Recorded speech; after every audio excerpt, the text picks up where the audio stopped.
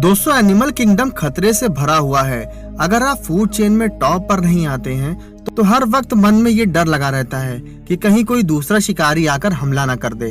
हालांकि कुछ जानवर ऐसे हैं जिन्हें खुद को शिकारियों जानवर से बचाना बखूबी आता है। जिनमें से कुछ जानवर छुपने की कला में माहिर हैं, तो कुछ का डिफेंस मैकेनिज्म उन्हें लड़ने में मदद करता है। लेकिन जानवरों की दुनिया में एक जीव ऐसा है जिसके डिफेंस मैकेनिज्म के आगे किसी की भी नहीं चलती, और वो है इलेक्ट्रिक ईल। इसके नाम से ही आप समझ गए होंगे कि पानी में रहने वाला ये जीव अपने बचाव के लिए इलेक्ट्रिसिटी का इस्तेमाल करता है, जो कहीं और नहीं बल्कि उसके शरीर से ही निकलती है।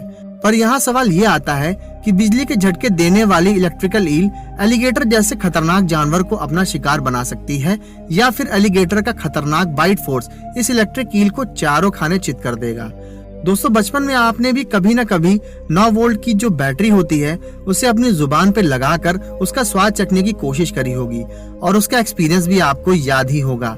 ऐसे में आप खुद ही सोचिए, जब 9 वोल्ट की बैटरी हमको अजीब से झटके महसूस करवा सकती है, तो ये इलेक्ट्रिक पावर बढ़कर 860 वोल्ट हो जाए तब क्या हाल होगा।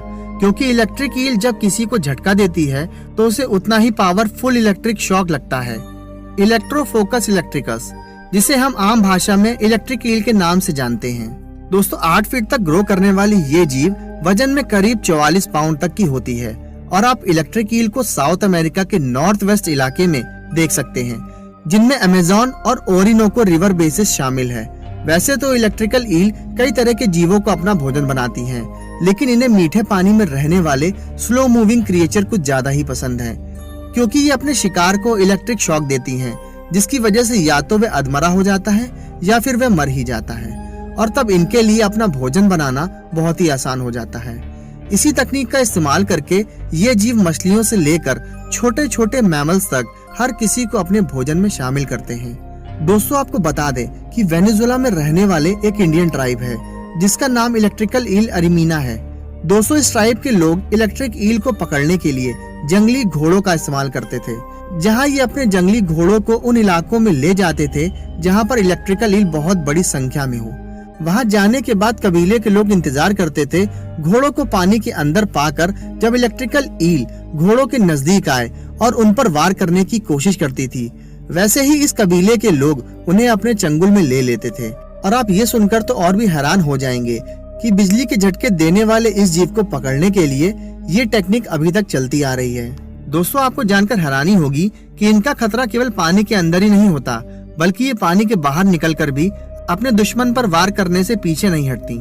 जहां पानी के बाहर ये और भी जोरदार झटका देती हैं, जिसका सबसे बड़ा कारण ये है कि जमीन पूरी तरीके से पानी के अंदर होती है, तो इनके शरीर से निकलने वाला इलेक्ट्रिकल चार्ज वाटर से कनेक्टेड होता है। लेकिन जैसे ही ये पानी के बाहर निकलकर करंट फ्लो करती हैं, इलेक्ट्रिक चार्जेस और भी अच्छे तरीके से काम करने लगते हैं, जिसकी वजह से इसके दुश्मन को और भी जोरदार झटका लगता है। अब जरा यहाँ देखिए, इलेक्ट्रिकल ईल की बॉडी से निकलने वाला एक इलेक्ट्रिक शॉक इस डॉग की हालत खराब कर देता है और वह चिल्लाता हुआ भाग जाता है। पर अगर यहाँ हम बात करें अमेज़न के नदी में रहने वाले एलिगेटर की, तो दोस्तों इस बात में कोई भी शक नहीं है कि मगरमच्छ की प्रजाति का ये जानवर बहुत ही ज्यादा खतरनाक होते हैं, जो अपने मजबूत जबड़ों के बल पर पानी में रहने वाले लगभग सभी जानवरों को शिकार बनाते हैं। पर जब इनका सामना इलेक्ट्रिकल ईल से होता है तो मामला कुछ और ही देखने को मिलता है, क्योंकि जैसे ही इलेक्ट्रिकल ईल को देखते हैं उसे अपना भोजन बनाने के लिए आगे बढ़ते हैं। पर जैसे ही इन्हें आसपास होता देख इलेक्ट्रिकल ईल को खतरा महसूस होता है, वो इलेक्ट्रिक शॉक देकर इन्हें दूर भगाती है। जब एलिगेटर को इलेक्ट्रिक शॉक लगता है तो उसका शरीर कुछ पल के लिए तो काम करना ही बंद कर देता है, और अगर वो समझदार हुआ तो इतने में उसे समझ में आ जाता है कि यहाँ पर शिकार करना खतरे से खाली नहीं है। और इस कंडीशन में कई सारे एलिगेटर भाग निकलते हैं और कुछ के मन में बदले की भावना आ जाती है, और वो तुरंत इलेक्ट्रिक ईल को अपने मजबूत जबड़ों में दबाने की कोशिश करते हैं। और जब ऐसा होता है तो इनके नुकीले दांत इलेक्ट्रिक ईल के शरीर में घुसते ही वो बिजली के झटके देना शुरू कर देती है, जिसकी वजह से ये दोनों आपस में फंस जाते हैं। क्योंकि इलेक्ट्रिक शॉक लगने की वजह से एलिगेटर ना ही अपना मुंह खोल पाता और ना ही इलेक्ट्रिकल ईल बाहर निकल पाती है, और कुछ ही समय में एलिगेटर की मौत हो जाती है। पर दोस्तों, जब बात इंसानों की आती है तो कई बार इलेक्ट्रिक ईल से मिलने वाले इलेक्ट्रिक शॉक की वजह से लोग पानी में डूबकर मरे हैं, लेकिन किसी की भी मौत इनके हमले से दर्ज नहीं करी गई है। ऐसे में ये कहा जा सकता है कि इंसान एक इलेक्ट्रिकल ईल का झटका सहन कर सकता है, लेकिन मुश्किल तब आती है जब एक साथ कई सारी इलेक्ट्रिकल ईल हमला करने पर आ जाती हैं। और वेनेजुएला के रिवर में ये आपको कभी अकेले देखने को नहीं मिलेंगी, क्योंकि ये मछलियां हमेशा झुंड में रहती हैं और इस कंडीशन में इससे बच पाना बहुत मुश्किल होता है। तो दोस्तों, उम्मीद करता हूँ पानी में रहने वाले इस जीव के बारे में जानकर आपको काफी मजा आया होगा। नेक्स्ट टॉपिक आपको किस जानवर पर चाहिए उस पर कमेंट करके हमें जरूर बताइएगा।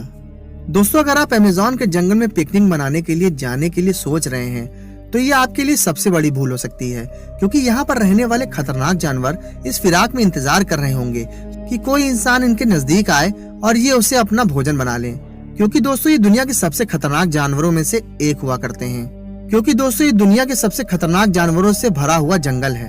और दोस्तों, साथ ही साथ अमेज़न के जंगल में बहुत से जंगली कबीले मौजूद हैं। उनमें तो कुछ जंगली इंसान बहुत ही खतरनाक और कुछ तो बहुत ही डरावने और हमलावर होते हैं। और कुछ जंगली कबीले अमेज़न के बॉर्डर पर रहते हैं, जो बाहर के लोगों से घुलना मिलना बिल्कुल भी पसंद नहीं करते हैं। वहीं कबीलों के लोग नंगे बिना कपड़ों के रहते हैं। वहीं कुछ लोग अपने प्राइवेट पार्ट को पत्तों से ढक कर रखते हैं। ये बहुत खतरनाक लोग होते हैं।